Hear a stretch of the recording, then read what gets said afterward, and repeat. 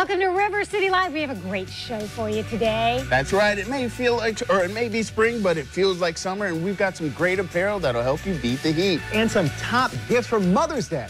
So stay tuned. River City Live starts now. Now, celebrating all things cool in Jacksonville, a local show with a spotlight on the 904, with hosts Eden Kendall and Mark Payton, featuring amazing stories from every neighborhood with Rance Adams. This is River City Live. Welcome to River City Live. We have a great show, lots of good things to talk about. Let's just start out, though, on how our day is going. It's kind of earlier in the day and not so good for most of us here. So on the way to work, I was in a little accident. Everybody was fine. Car, just a little fender bender, if you will, but it kind of derails you the whole day. And then Eden.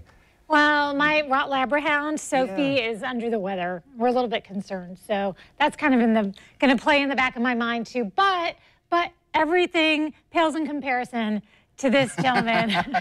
All right, so I'm going to be handling some Mr. Mom duties this weekend, and it just so happens that my daughter has to have pictures for her dance recital, and guess who has to go buy the makeup and learn how to put it on? This guy. Oh, my gosh, this is going to be so much fun for us. I can't wait Is to it get torture over for this. me or her? Oh, she'll never forget it. She'll never forget it. You're going to have to take some pictures, and you're going to have to share. And actually, if there's any mothers out there that want to give Rance tips, just hit us up on Facebook. Just go there, maybe any suggestions. And I mean, there are some neighborhood moms that are helping out, right? I've got some neighborhood moms, and I've already talked to a couple of moms from her dance class, so I should have some good backup. But I'm going to make a valiant effort on my own for the first try, and hopefully, oh wait, I'm getting some shaking heads back here. No, all right. So here's the thing. The first question Rance asks when he walks in this morning to all the ladies, where can I get the cheapest makeup? What does the dollar store have? Abigail, our producer Abigail, right now, she's in school, and all of a sudden she just like got the sixth sense of like, what's happening? Well, I mean, I can't go for that high dollar stuff. She doesn't wear makeup enough right now. And then he says, wait for this. Where do I get blue mascara? What? Blue mascara? Why blue? No, eyeshadow. That's what it was. Eyeshadow.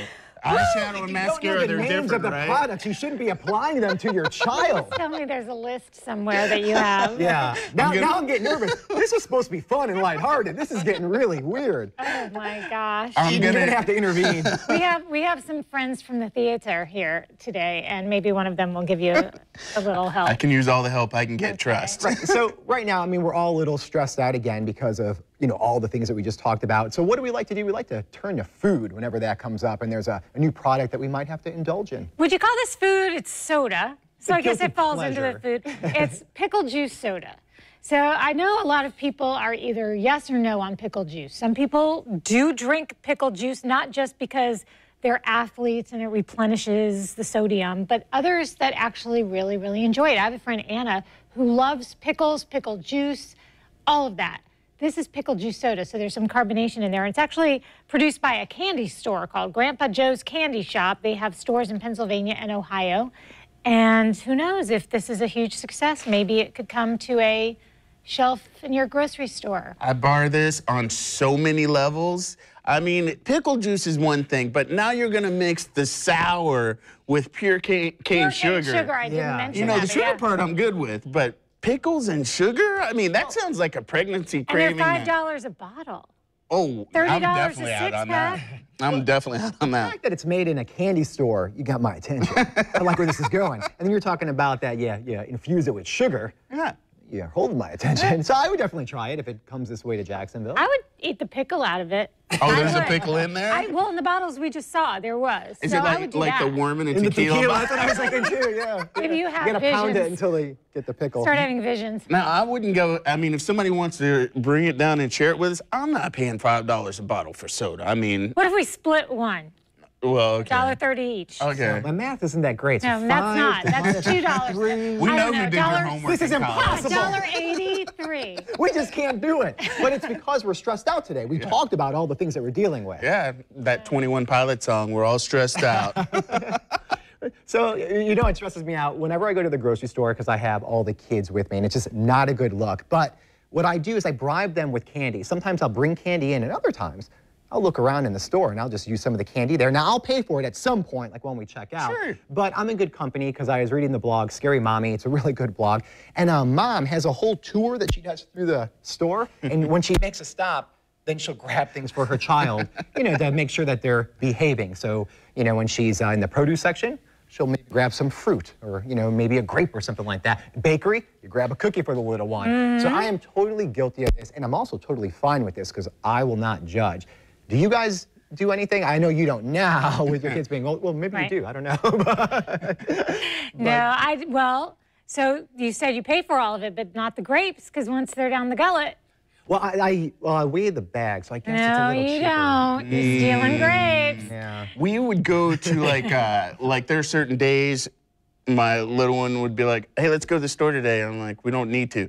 She's like, it's sample day. So she knew what day was sample day. Like if you go to like one of the big box stores or whatever, you just walk around like, I want to try this, I want to try that. But going back to what you said, a person like me is probably not going to be walking around just sampling randomly. I'm just saying, people might look at me a little sideways. And I think I'm understanding. I think I'm picking up what you're laying down. Subliminal. If you're with me, you understand. You guys over there understand? Y'all feel me? Yeah, they understand. But, you know, that's interesting because, I mean, yeah, when your kid's in the store and they're just going a little nuts, you're just like, here, just Whatever anything. you can. Yeah, whatever. Well, here's one thing. You're talking about sample day. When sample day's there and they have that tray out there and they have a whole presentation, there's always like some kind of chef there. My kids will eat that all up. And then I'm like, do you want me to buy this for you? Will you eat it if I buy you? As soon as it comes home, I don't want this. And I'm like, you knocked down the whole table of crackers, the cheese, and some little garnish they put on there. And now that it's at home, it's made different. It's the same thing. No, and I'll get the exact same ingredients, the exact same brands, and I'll make them whatever was on that cracker, right? And then they will refuse to eat it. It drives me crazy. Well, is that something about your culinary skills, maybe? I don't think so, because I mean, I'm not saying it's not, but I got to stick up for No, I'm not saying it's not, but I got to stick up for you on this because I've had this happen too, and it's packaged items. There's nothing you can ruin, and yet. Yeah. It's fine in the store, but it's no. I mean, even when it comes down to like the brand. One time it was like some kind of like, I don't know, like cream cheese schmear, if you will. I bought the exact same kind, you know, just to make sure. I didn't buy the cheap kind. I bought what was out there. Kids just refused to eat it. As soon as I pulled out, I'm like, hey guys, you love this. Like, ah! And they're like convulsing at the sight of it. I'm like, you knocked down the whole tray. I was embarrassed because they kept going back to eat this stuff. Do they even have the decency to like put on glasses the next time? Try to look like a different person? Okay, so what we do, because all my kids have different color hair from blonde to dark, so we will do a rotation so it's not the same one. You know, so. I see you walking up with all four boys. They're probably thinking, no, we don't know how many there are. There could be 8.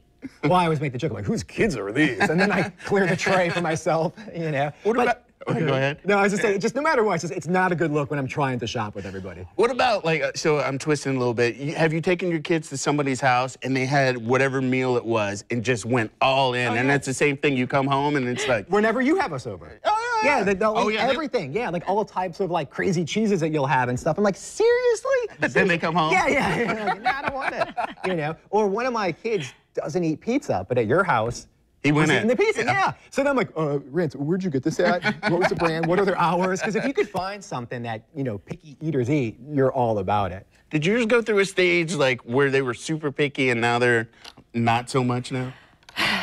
They will like and not like food based on what the other one wants.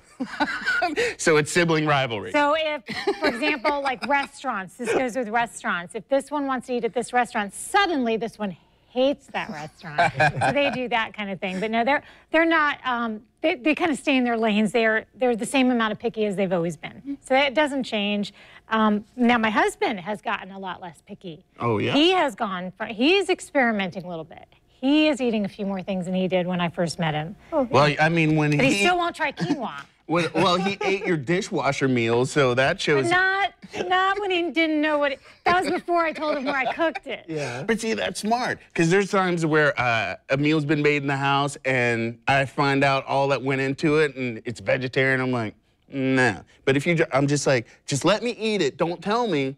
You know, and then let me make my judgment Right, from yeah. there. You know? But my refined palate, let me break this down, and then I'll give you true feedback. Well, no, it's just like, if you let me think about what it's going to be, you know. That's true. And it's like thinking about it's a lot worse than it really is. So, I think it's, again, especially with kids. Yeah. You know, you got to trick them somehow, and I guess that's what we're talking about, is tricking them at the grocery store, making them happy, and just feeding them whatever they want just to get in and out. Because I said it is embarrassing. Just don't hurt me. Yeah, it's hard to look cool when you have, you know, just When a you're bunch of kids outnumbered. around. But there is something out there that could make a guy look cool and actually sexy. Oh, yes. It's all about the dogs. So there's a survey that went out that by Petsy's revealing that 24% of men are perceived as sexier when they are seen holding a puppy. Or 14% are seen as more trustworthy if they're holding a puppy. Large dogs, you get some cool points. Small dogs, not as much as the large dogs, but whatever it is, having an animal shows ladies, according to this survey, that, you know, you're maybe a little responsible. Is that... Yeah, I can see that totally. Because, you know, you're A little more taking care of grounded. something. Yeah. I mean, I'm not going to lie, in college, we'd borrow people's puppies. I was waiting for this. Because you were talking about this earlier, so I knew you had an angle on this. Like, borrow people's puppies. So how would that work? Like, let's break down that conversation. Like, oh, hey, I'm going to go for a walk. Can I borrow your dog? Oh, yeah, we were straight up. We were like, hey, you want to take your dog for a walk? Sure. And so we'd be at the park. Oh, your puppy's so cute. I know, isn't he? And, you know, make up all the little facts and whatever. It's such a great dog. I'm like, I've only held this dog twice. But yeah, I mean, it's the responsibility part, I'm sure, that definitely gets us some points. I mean, did that ever play for you when you were younger, before you were married? I definitely would perceive somebody with a pet as someone who probably was a little bit more settled down, settled in. You know, and the other thing too is it's just a good conversation starter. That's true, yeah. So, and then also once my dad even told me, because I actually had to bring a cat back when I actually tolerated cats, and well, not so much, because I actually put this cat in a box and sent it on an airplane to my dad. So it's a long story. Don't judge. I swear. I think we want to hear this. No, Maybe don't another judge. time. Seriously, Can you this do is a long that? story. Yeah, you used to be able to. So no, but I didn't want to give up Until the cat. that one died. No, I didn't want to give up the cat, so I sent it to my family. So they wanted the cat. So anyway, he said, when you walk through an airport carrying a cat, it is like a chick magnet. He said, all the women want to come over and see what's in the crate. Like, Totally, hey, what you got in the crate? Hey, Rance, remember when you hit that owl in your car? Yeah. I did hit it now, but... Yeah, I know. Just joking. I swear it lived. I swear. You have to go back a little while. It flew away. Like this. It lived, you know. But hey, you know what? I didn't see any feathers, so I'm assuming that it made it to the next level. Yeah, well, you know, we talked about the ownership of really kids and how much they cost over the years. But actually, if you break that down with a pet, it's a lot more money than people think. Yeah, a lot of people don't anticipate that cost. And so I met somebody that recently said she allots $2,000 a year for a pet. Hopefully it doesn't cost that much, but I mean, I know you're going to be dealing with something, and that expense totally shocks everyone. Yeah, it really does. You know, 98% of pet owners that were polled say they underestimated the cost of owning their pet. And they do. And, you know, a lot of times you will be asked when you are filling out questionnaires at the veterinarian, is your pet a member of your family? And as soon as you check that box, you have to understand that Absolutely, you're signing up for taking good care of that pet. And so, yeah, I mean, like today, I'm anticipating a good amount of outgo. Part of your family, and, you know, But she's part of the family, whatever it Gotta takes. take care of her. Whatever it takes. Now,